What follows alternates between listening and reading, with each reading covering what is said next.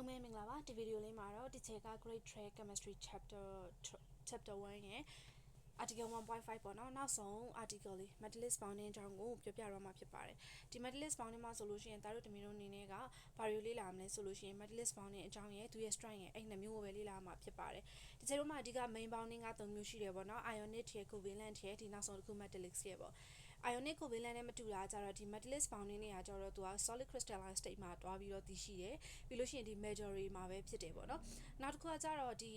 bounding တွေဖြစ်ဖို့အတွက်ကကြတော့ ionic တို့ဒါမှမဟုတ်လို့ရှိရင် covalent bonds တို့ကခါကြတော့ဒီ atoms နှစ်ခုလိုတယ်နှစ်ခုလိုပြီးခါကြတော့ဟိုဘက်ဒီဘက် share တာဒါမှမဟုတ်လို့ရှိရင် transfer လုပ်တာဒါမျိုးနဲ့ပေါင်းဆက်ကြပေမဲ့ဒီရဲ့ metallist bonding မှာတော့သူကဘာကြောင့်ဖြစ်လဲဆိုလို့ရှိရင် electron cloud လို့ခေါ်တဲ့ free moving electron တွေအဲ့ free moving electron တွေနဲ့ nucleus ရဲ့ positive charge နဲ့တွားပြီးတော့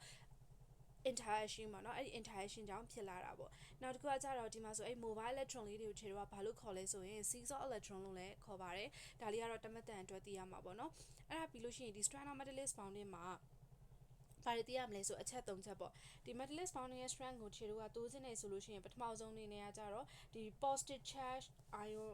ကိုတိုးရမယ်နောက်တစ်ခုကဒါမှမဟုတ်လို့ရှိရင် decreasing the size လောက်ရမယ်ပေါ့နော်အဲ့ဒါပြီးလို့ရှိရင် increasing the mobile electron ဆိုပြီးတော့ number of mobile electron ကိုတိုးရမယ်ဒါလေးကတော့ဖက်စာအုပ်ထဲမှာရှိတယ်ဒါတို့တမီတို့တွားပြီးတော့ချက်လို့ရတယ်ပြီးရင်နောက်တစ်ခုပြောချင်တာကကြတော့ metallist bonding ကတော့ပုတ်ကြီးအနေနဲ့လာပြီးတော့မေးလို့လည်းရ